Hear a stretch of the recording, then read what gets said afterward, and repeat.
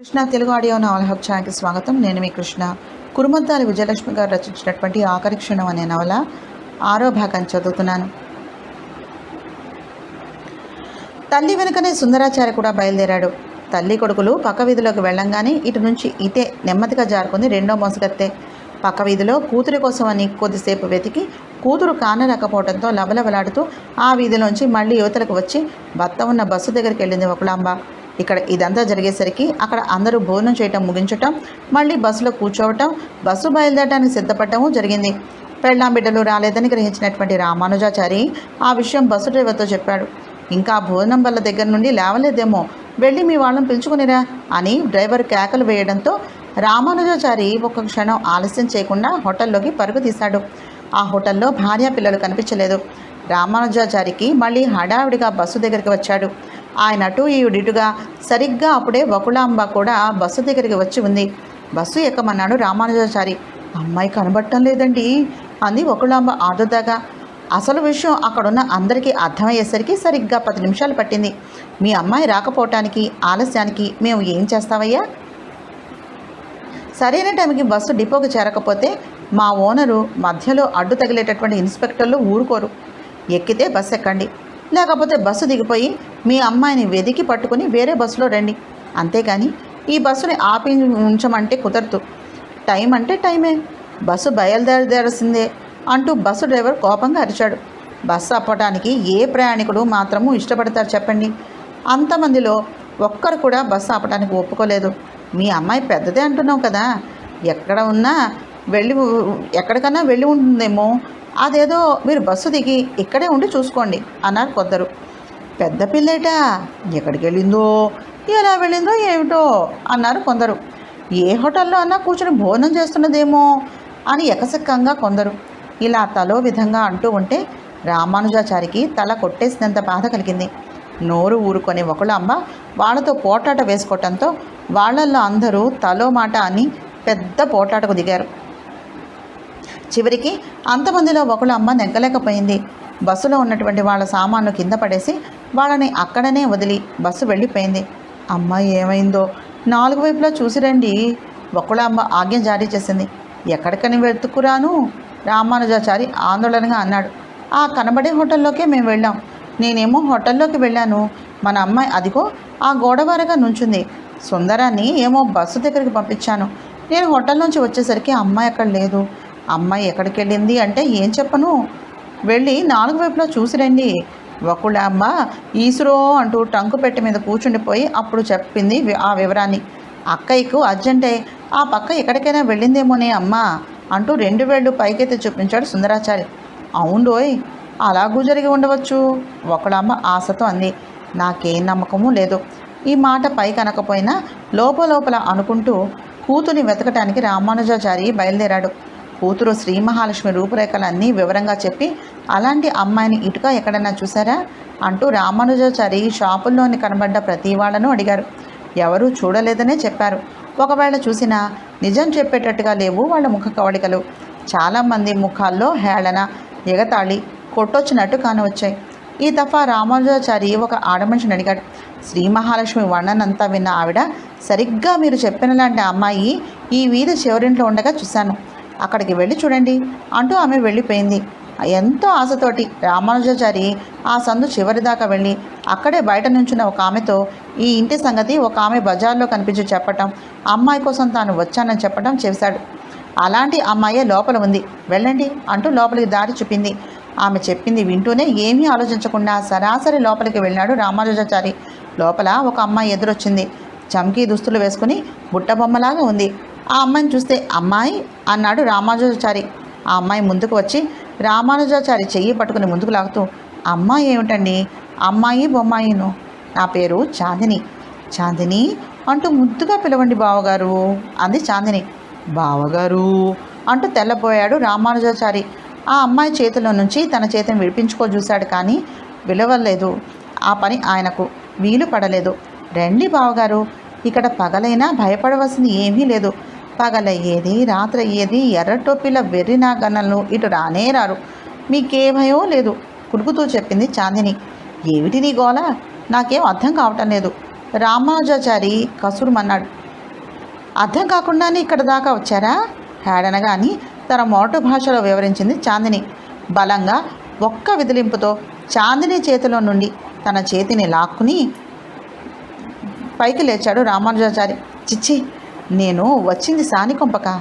నేను మా అమ్మాయి కోసం వెతుకుతూ ఉంటే మీ అందరికీ ఆటలుగా ఉందా? మీరు అసలు మనుషులేనా అంటూ విసురుగా బయటకు వచ్చాడు రామానుజాచారి. అదేమిటి పంతులు గారు వెళ్ళిపోతున్నారు? మీ దగ్గర 5 రూపాయలు కూడా లేవా? గుమ్మం దగ్గర ఉన్నటువంటి ఆమె అరిచి మరీ అడిగింది. మారు పలకుండా యువతలకి వచ్చేశాడు రామానుజాచారి. ఆ తర్వాత 2-3 తప్పించి ఇంకెవ్వరిని అడగలేదు తన కూతురి గురించి. అలా అలా 4 వీధులు తిరిగి మళ్ళీ బెళ్ళం దగ్గరకు వచ్చాడు. ఒక పక్క ఎండ మండిపోతుంది, మరో పక్క ఖాళీ కడుపు. ఈ రెండూ కాక కూతురు కనబడలేదన్న ఆవేదన. వీటన్నిటితోనూ ఆయనకు పిచ్చి పట్టినట్టయింది. ఇదంతా నీ వల్లనే వచ్చింది. ఎప్పుడూ పట్నం ముఖం ఎరగని దానికి హోటల్ కూడా దేనికి? పోని నలుగురితో పాటు ఇదే హోటల్లో తిని చావక ఆ మారుమూల హోటల్ దాకా పోవాలా? పెళ్ళి కావలసిన పిల్ల, వయసులో ఉన్న పిల్ల, అది ఏమైందో ఎక్కడికి వెళ్ళిందో? దీనికి అంతటికీ కారణం నీవు కదా? రామానుజాచారి కోపంతో ఎగిరి పడుతూ అన్నాడు. ఉరిమి ఉరిమి మంగళం మీద పడ్డట్టు ఉందంటే ఇదే. దానిని ఎక్కడికన్నా వెళ్ళమని నేను చెప్పానా? ఇక్కడ నుంచోవే, హోటల్లోకి వెళ్ళి వస్తాను అన్నాను. నేను హోటల్లోంచి బయటకు వచ్చేసరికి అది కనబడకుండా పోయే. అసలు మిమ్మల్ని అనాలి, హోటల్లోకి వాళ్ళ నలుగురితో పాటు భోజనం చేద్దామండి అంటే బిగుసుకుపోయి కూర్చున్నారు. మీరు మాతో పాటు వస్తే ఈ అగచాట్లు ఉండేవే కాదు. తప్పంతా నాదన్నట్టు మాట్లాడతారేమిటి? కయ్యమంది వకులామ్మ. అక్కయ్య కనబడకపోతే మన ఊళ్ళో వాళ్ళు అక్కయ్య గురించి అడిగితే వాళ్ళకి ఏం చెప్పాలి అమ్మా? సందులో సందు చేసుకుని సుందరాచారి తన అనుమానాన్ని వ్యక్తం చేశాడు. నువ్వు నోర్మై, ఒక్కసారిగా కసురుకుందావిడ. వీళ్ళిలా వాదులాడుకుంటే అటుగా వచ్చినటువంటి ఒక ఆయన వీళ్ళని అడిగి జరిగినదంతా తెలుసుకుని పోలీస్ స్టేషన్లో ఫిర్యాదు చేస్తే మంచిది అంటూ ఒక ఉచిత సలహా ఇచ్చాడు. ఆ తర్వాత పోలీస్ స్టేషన్ ఎక్కడ ఉందో కనుక్కొని అక్కడికి వెళ్ళి కూతురు కనబడలేదని ఫిర్యాదు చేసి వచ్చాడు రామానుజాచారి. వారు మీ అడ్రస్ ఇచ్చి వెళ్ళండి, మీ అమ్మాయి కనబడంగానే మీకు తెలియజేస్తాం, వచ్చి తీసుకుని వెళ్దురు కానీ మేము కేసు విచారిస్తాం, మీరు ఇక వెళ్ళవచ్చు అని చెప్పి రామానుజాచారిని పంపించేశారు. మళ్ళీ భార్య దగ్గరకు వచ్చాడు రామానుజాచారి. వాళ్ళ మాటలు, వాళ్ళ ఫాసు చూసిన మరో పెద్ద మనిషి ఇలాంటి విషయాల్లో స్థానిక ఎమ్మెల్యేని కానీ బాగా పలుకుబడి ఉన్నటువంటి ఒక పెద్ద మనిషిని కానీ పట్టుకోవాలి. అలా చేస్తే మీ అదృష్టం ఉంటే 5 నిమిషాల్లో పని అయిపోతుంది. మీరు వెళ్ళి పోలీస్ స్టేషన్లో రిపోర్ట్ చేస్తారు. మీ రిపోర్టు ఆధారంతో వాళ్ళు మీ అమ్మాయిని వెతకవచ్చు, వెతకకపోవచ్చు. ఓవేళ నిజంగా గాలించినా మీ అమ్మాయి వాళ్ళకంట పడినా మీ అమ్మాయి మీకు దక్కుతుందని మీరు అనుకోకండి. పోలీసుల కన్నా దొంగలేనయో. వయసులో ఉన్నటువంటి మీ అమ్మాయిని వాళ్ళు అయినా నాకెందుకులేండి, ఏదైనా పోతే మాత్రం ఏముంది? మీ అదృష్టం ఎలా ఉందో కానివ్వండి అంటూ ఆ పెద్ద మనిషి ఓ అనుమాన బీజాన్ని వీళ్ళల్లో నాటి చక్కా పోయాడు. దాంతో రామానుజాచారికి వకులామ్మకు కొత్త అనుమానాలు వచ్చాయి. ఏవేవో ఊహించుకుంటూ వకులామ్మ ఏడవటం మొదలుపెట్టింది. తన దాకా వస్తే కానీ తలనొప్పి బాధ తెలియదంటారు. అలా తయారైంది ఆమె పరిస్థితి. వాళ్ళు ఉన్నటువంటి పల్లెటూరులో కూతురికి ఎన్నో పెళ్లి సంబంధాలు చూశారు. శ్రీ మహాలక్ష్మి ముఖం ముద్దుగా ఉన్న శరీరం మరీ బొద్దుగా ఉండడం వల్ల ఒక్క సంబంధము కుదరలేదు. పట్నంలో ఉన్నటువంటి ఒక పెళ్లిళ్ళ పేరే ధర్మమా అని కొత్తగా ఆయన తెచ్చినటువంటి సంబంధం కుదిరేటట్టు అనిపించింది. ఫోటోలు తప్ప పిల్లని పిల్లవాడిని ఒకరినొకరు చూసుకోలేదు. ఫోటోలు చూసుకుని పరస్పరం ఒకరినొకరు నచ్చటం జరిగింది. పిల్ల లావుగా ఉన్నంత మాటాన నాకేమీ అభ్యంతరం లేదని చెప్పాడు పెళ్లి కొడుకు. మధ్యవర్తి అయినటువంటి పెళ్లిళ్ళ పేరయ్య ఆ తర్వాత ఒక కబురు అందించాడు. అబ్బాయికి సెలవు లేనందువల్ల పిల్లను చూడటానికి, పెళ్లి విషయాలు మాట్లాడటానికి కుదరదట. అతనికి ఒక ముసలి తల్లి తప్ప ఎవ్వరూ లేరట. మీరు అమ్మాయిని పట్నం తీసుకుని వస్తే అక్కడ మీరంతా ఒకరినొకరు చూసుకోవటం, పెళ్లి మాటలు మాట్లాడుకోవటం అంతా ఏకకాలంలో పూర్తవుతుంది. ఖాయంగా ఈ పెళ్లి కుదురుతుంది. ఆ మాట పెళ్లిళ్ళ పేరే గట్టిగా చెప్పడంతో వీళ్ళ నలుగురు పట్నం బయలుదేరడం జరిగింది. మధ్యలో అనుకోని ఈ ఆపద వచ్చి పడింది. ఇప్పుడు పట్నం వెళ్ళి చేసేది ఏమీ లేదు. చూస్తూ వెన్నుదిరిగి వెళ్ళలేరు. ఇక్కడే ఉండాలి. ఇక్కడే ఉండాలంటే ఎక్కడుండాలి? ఏం చేయాలి? శ్రీ మహాలక్ష్మిని ఎలా వెతకాలి? శ్రీ మహాలక్ష్మి కనబడుతుంది అన్న గ్యారంటీ ఏముంది? అప్పటికి శ్రీ మహాలక్ష్మి కనపడకుండా పోయి 2 గంటలైంది. వకులాంబ పైకే ఏడిస్తే రామానుజాచారి లోపలే ఏడుస్తూ ఉన్నాడు. ఇంతవరకు ఆందోళన ఉండటం వలన అసలు విషయం గుర్తుకు రాలేదు రామానుజాచారికి. నేనే తప్పు చేశాను భగవంతుడా, నాకు ఈ శిక్ష విధించావు. నేనేం తప్పు చేశాను భగవంతుడా? నాకు ఈ శిక్షను విధించావు అని వాపోతూ ఉంటే అప్పుడు ఆయనకు అసలు విషయం గుర్తుకొచ్చింది. దీనికంతా కారణం నువ్వు అరిచినట్టే అన్నాడు రామానుజాచారి. నేనేం చేశాను? తెల్లబోయింది బకులాంబ. నువ్వే చేశావు. మన శ్రీ మహాలక్ష్మి కనపడకుండా పోవడానికి కారకురాలివి నువ్వే. నీదొక్కటే కన్న కడుపు. ఊళ్ళో వాళ్ళందరిది కాదా? వాళ్ళందరివి ఎండిపోయినటువంటి చెరువుల పిల్లవాడి ప్రాణం మీదకి వస్తే మోహనరావు 500 తీసి ఇచ్చి అర్జెంటుగా వెళ్ళి బాబును రక్షించే ప్రయత్నం చేయండి అని చెప్పాడు. సరేనని మాట ఇచ్చాను. నీవేమో 500 పుచ్చుకొని నారు పోసినవాడు నీరు పోయాడా? ప్రాణం రక్షించేది భగవంతుడు, ఆ భగవంతుడే అని ఆ పిల్లవాడికి ఆయుష్ ఉంటే ఎలాగో అలా బతుకుతాడు. మనం ఇప్పుడు పరిగెత్తుకుంటూ వెళ్ళినా ఈసరికే ఆ పిల్లవాడు హరి అని ఉంటే ట్యాక్సీకి డబ్బు తగలేయడం తప్పించి మనం తొందరగా వెళ్ళి చేయగలిగింది ఏమీ లేదు అని ఏమేమో అన్నావు. ట్యాక్సీలో వెళ్ళనివ్వకుండా చేశావు. ఆ పాప ఫలితం ఊరికినే పోతుందా? ఇదిగో ఇప్పుడు ప్రత్యక్షంగా కనబడుతుంది. మన అమ్మాయి మనకి కనపడకుండా పోతేనే ఇంత బాధగా ఉంది. ఒక్కగానొక్క బిడ్డ, ఆ అబ్బాయి మరణిస్తే ఆ దంపతుల బాధ మానవ మాటలం కాదు కదా. ఆ దేవుడు కూడా తీర్చలేడు. ట్యాక్సీ ఎక్కినట్లయితే ఈసరికి పట్నం వెళ్ళిపోయేవాళ్ళం. ఆ అబ్బాయి వార్త అందించేవాళ్ళం. మన అమ్మాయి పెళ్లి చూపుల తతంగం కూడా పూర్తి అయి ఉండేది. దీనికి అంతటికీ కారణం నువ్వు. నీ మాటకు తానా తన్నానా అన్నందుకు కారణం నేను కూడా. ఎంతో కొంత నేను తప్పు చేశాను. ఇంకా మనమంటూ చేసేదేమీ లేదు. ఇలాగే ఎదురుబుదురుగా కూర్చుని ఏడుద్దాం. ఈ ఊళ్ళో చాలామంది మంచివాడు కాదుట. మన అమ్మాయిని మోసగించి అమ్మేసి ఉంటారని ఇందాక ఎవరో అన్నారు.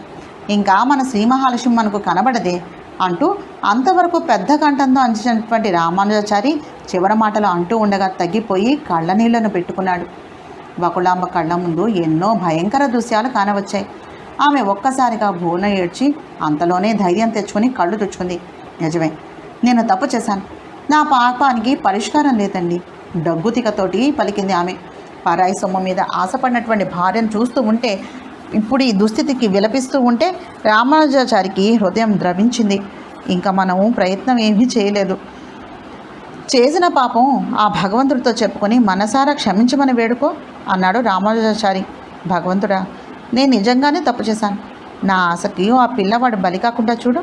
నేను చేసిన పాపానికి నాకు కుష్ఠరోగం వచ్చేటట్టు చేయి, పక్షవాతం వచ్చేటట్టు చేయి. నా నోరు పూర్తిగా పడిపోయినా నేనేమీ బాధపడను. వాళ్ళ బాబుని రక్షించు. ఎలా రక్షిస్తావో నీవే రక్షించు. ఈ మాటలకు పైకన్నటువంటి వకులాంబ రొంటిన దోపుకుని డబ్బులోంచి రూపాయి బిళ్ళను తీసి అప్పటికప్పుడు వెంకటేశుని ముడుపుగా గుడ్డ ముక్కలో మూటగడుతూ, మా శ్రీ మహాలక్ష్మి క్షేమంగా మళ్ళీ మా కళ్ళ పడేటట్టు చేయి తండ్రి. నీ కొండమెట్లు అన్నీ నడిచెక్కుతాను. తన తలనీలాలను సమర్పించుకుంటాను. ముఖ్యంగా నా పాత బుద్ధిని మార్చుకుంటాను అని మొక్కుకుంది వకులాంబ. భగవంతుడు నాకు అన్యాయం చేయడు, నెమ్మదిగా కొనుక్కున్నాడు రామానుజాచారి. ఆ భార్యాభర్తలు ఇరువురు చివరికి భగవంతుడి మీద భారం వేసి ఊరుకున్నారు. వీళ్ళ సంగతి ఇక్కడ ఇలా ఉంటే అక్కడ శ్రీ మహాలక్ష్మి ఆ ఇంట్లో ఎలా ఉంది అన్నది ఆ భగవంతునికే తెలియాలి. అలాగే ఏం జరగబోతున్నది అన్నది కూడా ఆ భగవంతునికే తెలియాలి. రూమ్ చాలా చల్లగా ఉంది. గదిలో 3 ఆడపిల్లలున్నారు. ఆ ఇద్దరిలో ఒక అమ్మాయి ఎంతోసేపటి నుంచి ఏడ్చి ఉందేమో బాగా అలసిపోయి పడుకునింది. రెండో అమ్మాయి మోకాళ్ళలో తలదూర్చుకొని బిగ్గరగా ఏడుస్తోంది. ఆ గదిలో 2 మంచాలు, మంచినీళ్ళ కూజ, ఒక గ్లాసు తప్పించి మరేమీ లేవు. 40 క్యాండిల్స్ బల్బు ఒకటి మాత్రం వెలుగుతూ ఉంది. ఆ గదిలో చేర్చబడిన 5 నిమిషాలకే తెలివచ్చిన శ్రీ మహాలక్ష్మి చలిగా ఉందేమిటబ్బా అనుకుంటూ లేచి కూర్చున్నది. అప్పుడు కనిపించింది ఆ గదిలోని దృశ్యం. ఒకసారి గదినంతటిని పరికించి చూసి అంత క్రితం జరిగినటువంటి దాన్ని జ్ఞప్తికి తెచ్చుకుంది శ్రీ మహాలక్ష్మి. తనకి సినిమా యాక్టర్ శ్రీదేవిని చూపిస్తానంటే కొత్త ఆమెతో పడి ఆ ఇంట్లోకి వచ్చింది. తను గదిలోకి రాగానే 2 మగవాళ్ళు తన మీద పడ్డారు. ఒకడు తనని గట్టిగా పట్టుకుంటే రెండోవాడు ఒక కర్చీఫ్ తన ముక్కుకి గట్టిగా అదిమి పెట్టాడు. ఆ తర్వాత తను పెనుగులాడింది. కానీ ఆ తర్వాత ఏం జరిగిందన్నది తనకు తెలియదు. మళ్ళీ తెలివి వచ్చేసరికి తను ఈ గదిలో ఉంది. అదంతా గుర్తు తెచ్చుకున్న శ్రీ మహాలక్ష్మి తననెవరో మోసం చేశారన్నది మాత్రం గుర్తించింది. శ్రీ మహాలక్ష్మి చాలా మొండిది. వాళ్ళమ్మలాగానే బెర్రి తెలివితేటలు, నోరు పారేసుకోవటం, మొండితనం అన్నీ ఉన్నాయి. జరిగేది జరగక మానదు అని మొండితనం తెచ్చుకున్న శ్రీ మహాలక్ష్మి ఆ అమ్మాయి వైపు తిరిగి ఏయ్ అంది. ఆ పిల్ల పలకకుండా మరింత గట్టిగా అడగసాగింది. పిలుస్తుంటే నిన్ను కాదు, గట్టిగా అడిగింది శ్రీ మహాలక్ష్మి. అప్పటికి ఆ పిల్ల ఏడుపు మానలేదు. శ్రీ మహాలక్ష్మి కూర్చున్న చోటు నుండి లేచి ఆ అమ్మాయి దగ్గరకు వచ్చి పక్కనే కూర్చుంది. ఎందుకు ఏడుస్తున్నావు అంటే పలకవేమిటి కాస్త గట్టిగానే అడిగింది శ్రీ మహాలక్ష్మి ఆ అమ్మాయిని. అప్పటికి ఆ పిల్లలో చలనం వచ్చింది. ఏడవక నవ్వమంటావా అంది ఆ పిల్ల ఒకసారి తలెత్తి చూస్తూ.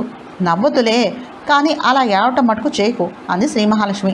నీకు ఏడుపు రావటం లేదా? ఆ పిల్ల శ్రీ మహాలక్ష్మిని ఆశ్చర్యంగా చూస్తోంది. నాకేమీ ఏడుపు రావటం లేదు. అసలు ఎందుకు ఏడుపు రావాలి? కాలు నొప్పనా లేక కడుపు నొప్పనా?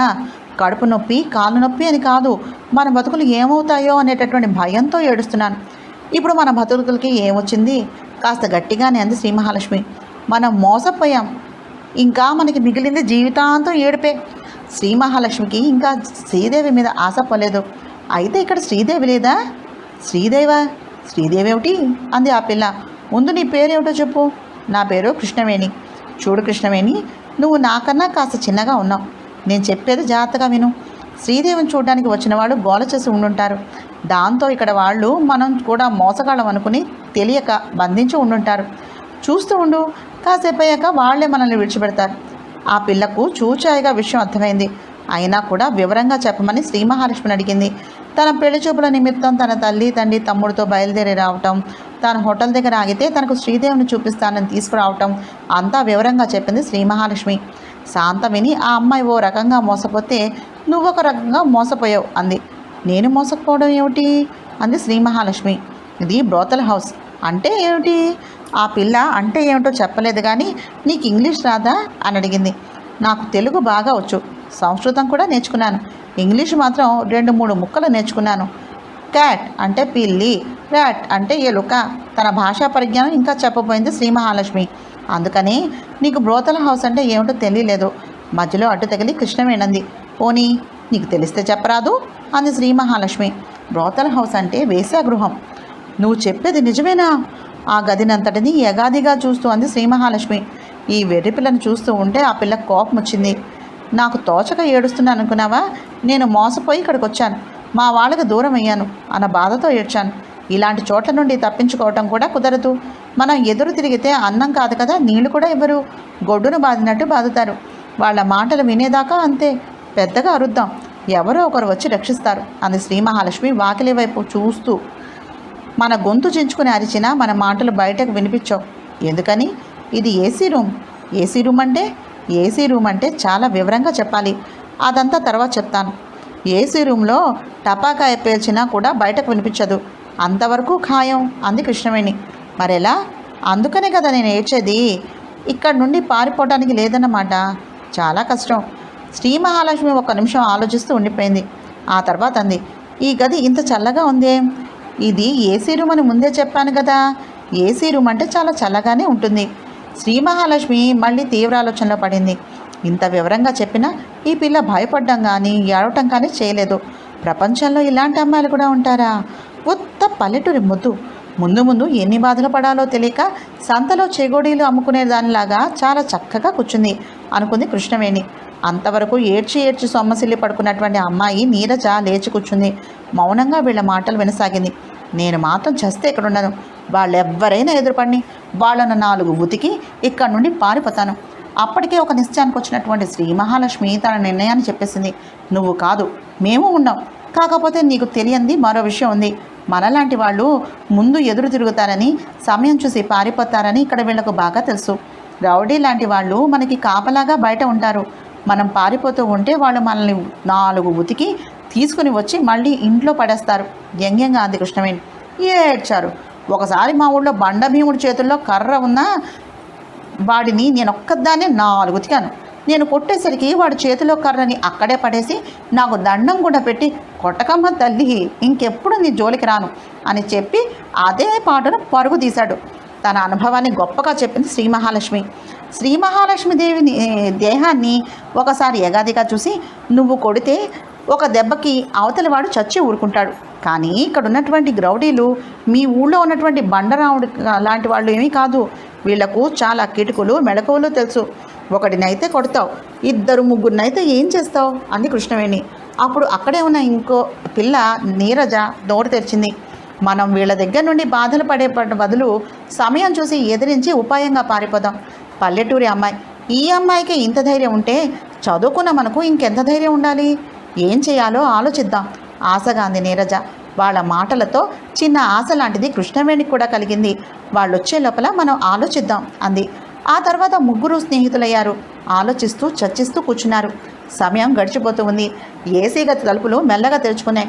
ఒక లావుపాటి ఆమె మొలలో కత్తి, చేతిలో కర్ర పట్టుకుని రౌడీలాగా ఉన్న మరొకతను గదిలోనికి వచ్చారు. ఆమె లోపలికి వచ్చింది. కానీ వాడు గుమ్మం అవతలగా కాపలాగా నుంచున్నాడు. ముగ్గురు ఏం చేస్తున్నారు? వాళ్ళ వైపు ఉరిమి చూస్తూ అడిగింది రత్నమణి అనే ఆమె. ఆ మాట రత్నమణి అడగంగానే నీరజ, కృష్ణవేణి ఒక మూలకు నక్కి పెద్దగా ఏడుపు ప్రారంభించారు. శ్రీ మహాలక్ష్మి మాత్రం ఏడవకుండా లేచి నిలుచుంది. అచ్చం గిల్లాయిలు ఉన్న హాయిగా ఆడుకుందాము. ఈ గదిలో పచ్చీసు పాళీ కూడా లేదు. శ్రీదేవిని చూపిస్తాము అని చెప్పి ఈ గదిలోనికి నన్ను ఎందుకు తెచ్చిపెట్టినట్టు? ఈ పిల్లల్ని అడిగితే ఏమో చెవి కింద ఒకటే ఏడుపు. ఇది బ్రోతల్ హౌస్ అన్నారు. అంటే ఏమిటంటే చెప్పరు. నేనేమిటి అని అడిగేసరికి ముందేమో నన్ను చూసి నవ్వారు. ఆ తర్వాతేమో నువ్వు మొద్దువి అంటూ నాతో మాట్లాడడం మానేశారు. దాంతో నాకు చిర్రెత్తుకొచ్చి మీ ఏడుపేదో మీరు ఏడవండి యూ రా అని తిట్టుకుని హాయిగా మంచం ఎక్కి దజ్జాగా పడుకున్నాను. శ్రీ మహాలక్ష్మి అలా చెప్తూ ఉంటే ఇది గట్టి పిండమే అన్నట్టు రౌడీ వైపు చూసి నవ్వుతూ కళ్ళెగరేసింది. అవునే అక్కాయ్, చిన్న ఏనుగు పిల్ల అన్నాడు ఆ రౌడీ. వాడు ఆకారానికి ఎత్తు లావు రౌడీగానే ఉన్నాడు. కానీ కంఠస్వరం మాత్రం ఆడంగి రేకుల ముత్తయ్యలాగా వినిపించింది. నాకు శ్రీదేవిని ఎప్పుడు చూపిస్తారు? శ్రీదేవిని చూపించడమే తనకు ముఖ్యం అన్నట్టుగా శ్రీ మహాలక్ష్మి మరొకసారి అడిగింది. చూపిస్తాను. ఇక్కడ నా మాట విన్నవాళ్లకు ఏం కావాలంటే అది ఇస్తాను. కోరినదల్లా సమకూరుస్తాను. కానీ ఎదు తిరగకూడదు. నా మాట వినాలి. నేను చెప్పింది చేయాలి. ఆనందంగా కళ్ళు ఇంత చేసుకున్నది రత్నమణి. మీరు చెప్పినట్టే చేస్తాను. మీరు చెప్పింది కూడా వింటాను. నాకు మాత్రం శ్రీదేవిని చూపించాలి. మరి నాకు సినిమాలంటే మహా ఇష్టం. ఆడతారలే ఇష్టమా లేక మగతారలు కూడా ఇష్టమేనా? వస్తున్న నవ్వును దాచుకుంటూ అడిగింది రత్నమణి. నాకు ఇద్దరన్నా ఇష్టమే. వాళ్ళల్లో శ్రీదేవి, మగవాళ్ళల్లోనేమో చిరంజీవి అంటే భలే ఇష్టం. ఎవరిని చూపించినా చూస్తాను. చిన్నవాళ్ళైనా పర్వాలేదు. మా తల్లే సినిమాలో చేరాలని లేదు? రత్నమణి అడిగింది. చేరాలనుకుంటే మాత్రం వాళ్ళలాగా నాకు చేయడం రావద్దేమిటి? నేను సినిమాలో చేరనులేండి. నాకు యాక్టర్లను చూపించండి చాలు. మనమే అక్కడికి వెళ్ళాలా? వాళ్ళు ఎక్కడికి వస్తారా? శ్రీ మహాలక్ష్మి ఆతృతగా అడిగింది. మా ఇల్లు చాలా గొప్పదిలే. శ్రీదేవులు, చింతామణులు అంతా ఇక్కడికే వస్తారు. రాత్రిళ్ళైతే కృష్ణ, శోభన్ బాబు, మురళీమోహను, ఇప్పుడు కొత్తగా వచ్చిన నాగార్జున అందరూ వస్తారు. నీ చిరంజీవి కూడా వారానికి 2 సార్లు వస్తాడు. అమ్మ బాబోయ్, ఇదెంత గొప్ప ఇల్లండి అంది శ్రీ మహాలక్ష్మి. ఇది గొప్ప ఇల్లు కాదు, బ్రోతల్ హౌస్. అది మోసకత్తే. అన్నీ అబద్ధాలే చెప్తూ ఉంది. కృష్ణవేణి ఏడుపు కంఠంతో గట్టిగా అరిచి చెప్పింది. నోరు ముయ్యవే పక్షి. వెర్రిమొరి కూతులు కూసావంటే చెమడాలు ఊడదిస్తాను.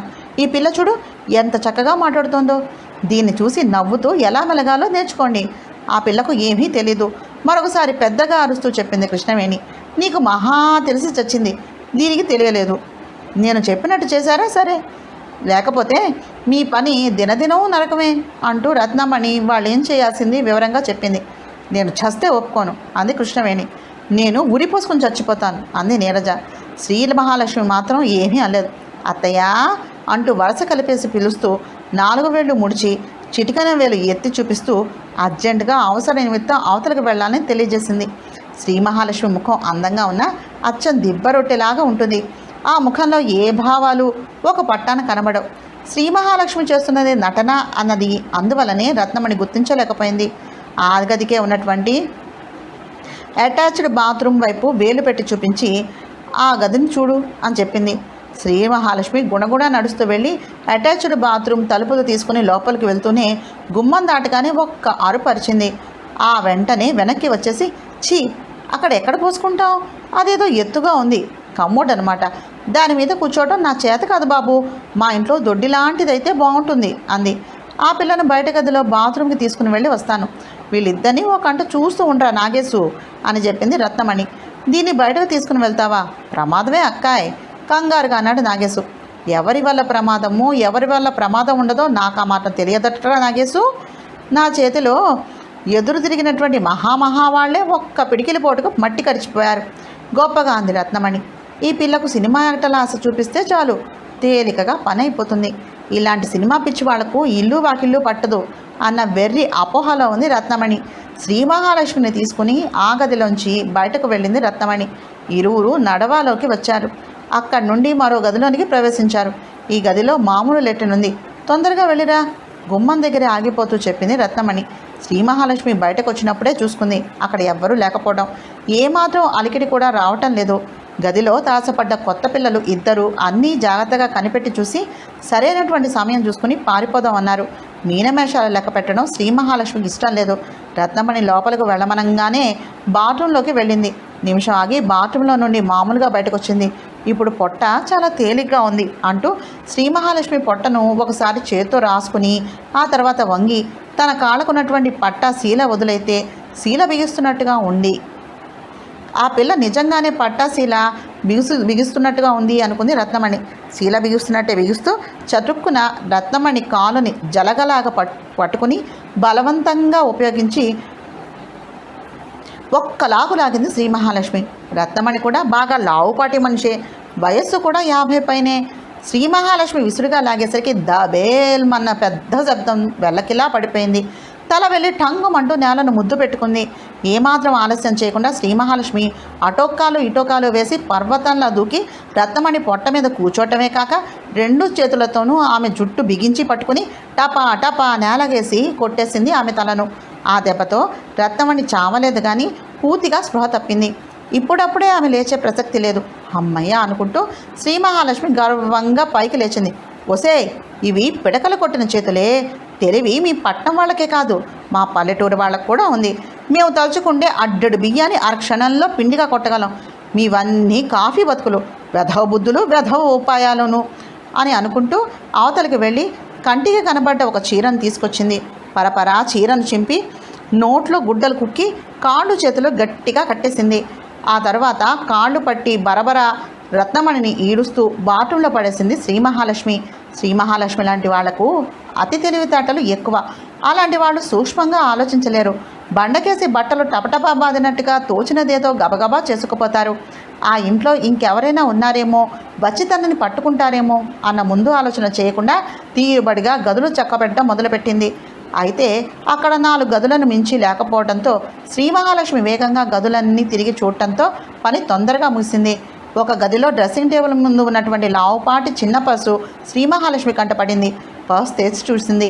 చిన్న నోట్ల కట్ట పర్సుకి నిండుగా ఉంది. అది చూస్తూనే శ్రీ మహాలక్ష్మి ఏమాత్రం ఆలస్యం చేయకుండా పర్స్ని తీసుకుని కొంగుకి ముడి కట్టుకుంది. ఇంకా అక్కడ భయమేమీ లేదు.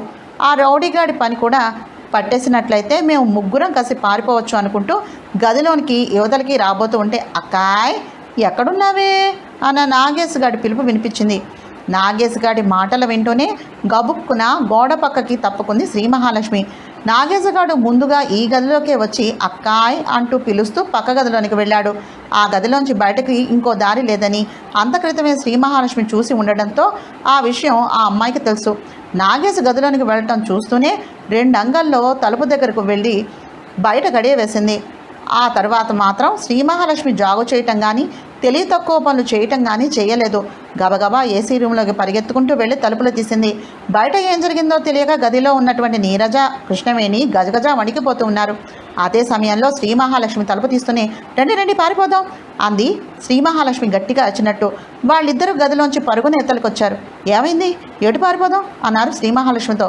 శ్రీ మహాలక్ష్మి తను ఏం చేసిందే చెప్పింది. ఇప్పుడు మనం ఉన్నది మేడ మీద గదిలో, కింద కాదు. నేను పై గదులన్నీ చూశాను. పై గదుల్లో ఎవరూ లేరు. మనం మెట్లు దిగి కిందకు వెళ్ళాలేమో శ్రీ మహాలక్ష్మి చెప్పింది. కింద ఎవరైనా ఉండొచ్చు. మనం చాలా జాగ్రత్తగా మెదిలి ఇక్కడి నుంచి బయటపడిపోవాలి. కృష్ణవేణి ముందు జాగ్రత్తతో తగ్గు స్వరంతో చెప్పింది. తను మోసపోయినట్టు గదిలో ఉన్న నాగేశ్ గుర్తించాడు. అక్కయ్యో అక్కయ్యోయ్ అంటూ అరవటం మొదలుపెట్టాడు. అడ్డమైన తిట్లు కూడా తిడుతూ చెవి కోసిన మేకలాగా అరుస్తూ ఉన్నాడు. కురుమద్దాలి విజయలక్ష్మి గారు రచించినటువంటి ఆఖరి క్షణం అనే నవలను చదువుతున్నాను. నా ప్రయత్నం మీకు నచ్చినట్లయితే తప్పకుండా మా ఛానల్ సబ్స్క్రైబ్ చేసి షేర్ చేసి లైక్ చేసి కామెంట్ చేయండి. నమస్తే.